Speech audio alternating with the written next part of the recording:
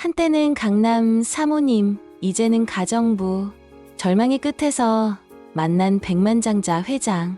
그녀에게 닥친 운명은 우연일까, 운명일까? 누군가에게는 새로운 시작이지만 누군가에게는 가문의 위기. 15살의 나이 차이를 넘어선 사랑, 그들을 향한 세간의 시선은 차갑기만 하다. 과연 그녀는 진정한 사랑을 찾을 수 있을까? 아니면 거대한 욕망의 소용돌이에 휩쓸리게 될까? 그녀의 위험한 선택이 모두의 운명을 뒤흔든다. 내 이름은 윤지숙. 50을 간 넘긴 나이에 내 삶의 모든 것이 송두리째 뽑혀나갔다. 강남 사모님으로 불리며 부족함 없이 살았던 지난 30년은 남편의 갑작스러운 죽음과 함께 신기루처럼 사라졌다. 그 흔한 병명 하나 없이 남편은 한순간에 내 곁을 떠났다. 그가 남긴 것은 사업 실패로 인한 거액의 빚과 은혜로부터 날아든 파산 선고, 통지서뿐이었다. 그토록 따뜻했던 집은 차가운 압류 딱지로 뒤덮였고, 나는 사랑하는 15살 딸아이의 손을 잡고 세상 밖으로 내던져졌다. 엄마, 이제 우리 어디로 가? 딸아이의 불안한 눈빛을 마주할 때마다 내 심장은 갈기갈기 찢어지는 것 같았다. 하지만 주저앉아 있을 수만은 없었다. 딸아이를 지켜야 한다는 절박함이 나를 일으켜 세웠다. 그렇게 나는 가정부라는 새로운 이름을 얻고 낯선 세상 속으로 한 발짝 내디뎠다. 지인의 소개로 찾아간 곳은 꽤 유명한 기업을 일군 박서준 회장님 댁이었다. 압도적인 규모의 저택 앞에서 나는 한참을 망설였다. 내가 이곳에서 감히 일할 수 있을까? 부잣집 사모님으로 살아왔던 내가 이제는 다른 사람의 집을 청소하고 빨래를 하는 가정부가 된다는 사실이 믿기지 않았다. 하지만 딸아이의 얼굴을 떠올리며 나는 굳게 마음먹고 초인종을 눌렀다. 나를 맞이한 박서준 회장님은 65세라는 나이가 무색할 만큼 꼿꼿한 자세와 온화한 미소를 가진 분이었다. 그는 부인과 사별하고 홀로 저택에 살고 있었다. 그의 넓은 저택은 왠지 모르게 쓸쓸한 기운이 감돌았다. 처음엔 모든 것이 서툴고 어색했다. 예전의 내 모습이 떠올라 가끔씩 서러운 마음이 복받치기도 했다. 하지만 박 회장님은 나를 한 번도 하인처럼 대하지 않았다. 오히려 윤 여사님이라 부르며 나의 의견을 물어봐 주셨고 힘들지 않냐며 따뜻하게 배려해 주셨다. 그의 따뜻한 배려 덕분에 나는 다시 살아갈 용기를 얻을 수 있었다. 그의 존중은 단순한 호의가 아니었다. 그것은 내가 잃어버렸던 자존감을 다시 찾아주는 힘이었다. 나는 그에게서 잊고 지냈던 사람의 온기를 느낄 수 있었다. 어느 날 그는 내게 조심스럽게 물었다. 윤 여사님, 오늘 저녁 식사라도 같이 하시겠습니까? 혼자 먹는 밥은 영 맛이 없어서 말입니다. 나는 그의 제안에 깜짝 놀랐다. 고용주와 가정부가 함께 밥을 먹는다는 것은 상상도 못할 일이었다. 하지만 그의 눈빛에 담긴 깊은 외로움이 나를 움직였다. 그렇게 우리는 함께 식탁에 마주 앉았다. 그는 젊은 시절 맨몸으로 사업에 뛰어들어 온갖 고생을 했던 이야기, 그리고 먼저 떠나보낸 아내에 대한 그리움을 털어놓았다. 나는 그의 이야기를 들으며 깊은 동질감을 느꼈다. 겉으로는 화려한 삶을 살아온 것 같았지만 우리 둘은 모두 상실의 아픔과 외로움을 안고 살아가는 외로운 존재들이었다. 그날 밤 나는 그에게서 단순한 고용주를 넘어선 어떤 특별한 감정을 느끼기 시작했다. 그 이후 우리는 자주 함께 식사를 했다. 그는 나의 잃어버린 과거를 따뜻하게 위로해 주었고 나는 그의 쓸쓸한 노년의 삶에 작은 활기를 불어넣어 주었다. 그의 따뜻한 시선과 다정한 말 한마디는 나의 차가웠던 마음을 서서히 녹여주었다. 우리는 서로에게 위안과 힘이 되어주었다. 나는 그에게서 사랑이라는 감정을 다시 느낄 수 있다는 것에 감사했다. 박 회장님과 함께 저녁 식사를 했던 그날 이후 우리의 관계는 걷잡을 수 없이 깊어지기 시작했다. 그는 나의 딸에게도 따뜻한 관심을 보였고 딸은 그런 그를 친할아버지처럼 따랐다. 그와 함께 보내는 시간은 내가 잃어버렸던 삶의 활력을 되찾아 주었다. 어느 날 나는 우연히 박 회장님의 서재에서 그의 낡은 일기장과 빛바랜 사진들을 보게 되었다. 사진 속 그는 지금과 똑같은 따뜻한 미소를 짓고 있었다. 그때 박 회장님은 내 옆으로 다가와 사진첩을 훑으며 말했다. 이게 벌써 40년도 더 된 사진이군요. 젊었을 땐 참 혈기왕성했었지. 그러다 아내를 만나고 아이들을 낳고 세월이 참 빠릅니다. 그는 잠시 먼 곳을 바라보며 깊은 생각에 잠겼다. 그의 오랜 고독과 상실의 아픔이 고스란히 전해졌다. 나는 그의 어깨에 조용히 손을 얹었다. 나의 손길에 그는 나를 바라보며 조용히 웃었다.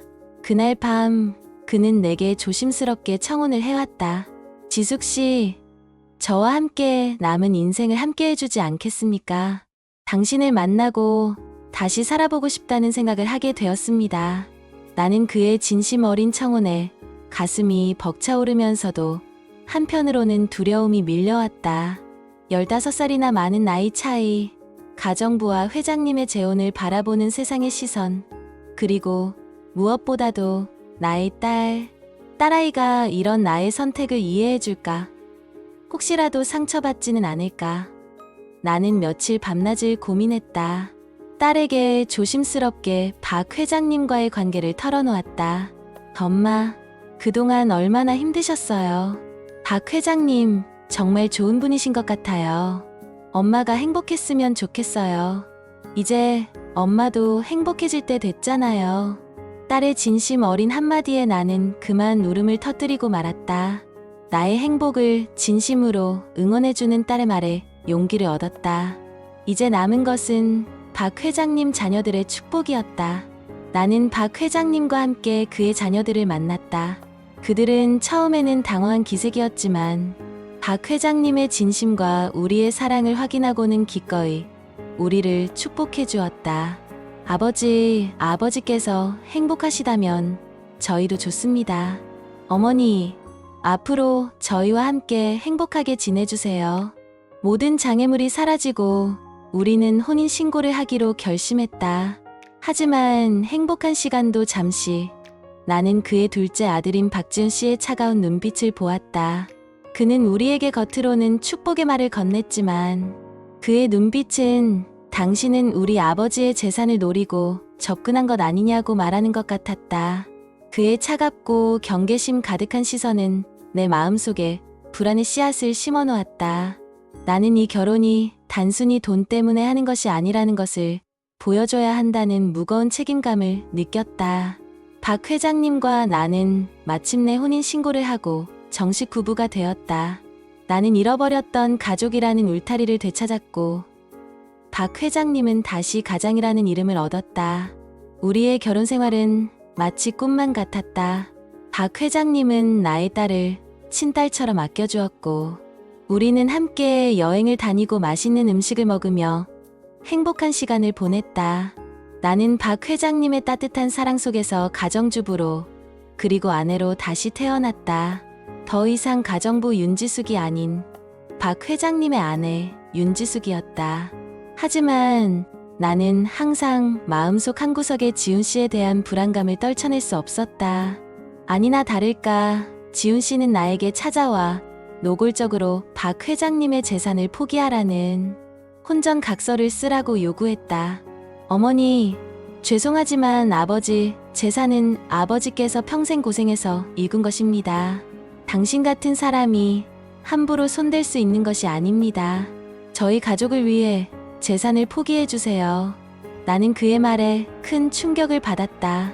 내가 박 회장님을 사랑하는 마음은 진심이었는데 그는 나를 여전히 돈 때문에 결혼한 사람으로 여기고 있었다. 나는 그의 마음을 돌리기 위해 노력했다. 어느 날 지훈 씨의 아내가 크게 아파 병원에 입원하는 일이 생겼다. 지훈 씨는 사업 때문에 바빠 아내 곁을 제대로 지키지 못했고 그 때문에 아내와의 관계도 소원해지고 있었다. 그 소식을 들은 나는 한달음에 병원으로 달려가 지훈 씨의 아내를 정성껏 간호했다. 그녀가 좋아하는 음식을 만들어 가져다 주고 밤낮으로 간병하며 그녀의 곁을 지켰다. 지훈 씨는 그런 나의 모습을 보고 처음에는 불편한 기색을 보였지만 점차 나에게 마음을 열기 시작했다. 그러던 어느 날 밤 지훈 씨가 병실 앞에서 나를 기다리고 있었다. 그는 잠시 망설이더니 내게 조심스럽게 물었다. 어머니, 왜 이렇게까지 하시는 겁니까? 저는 어머니께 모진 말만 했는데 나는 그의 눈을 보며 말했다. 내가 당신 아버지와 결혼한 것은 돈 때문이 아니에요. 당신 아버지의 외로움을 채워드리고 싶었고 내 남은 삶을 함께하고 싶었을 뿐입니다. 그리고 당신 아내는 이제 내 가족이니 당연히 보살펴야 할 내 사람이죠.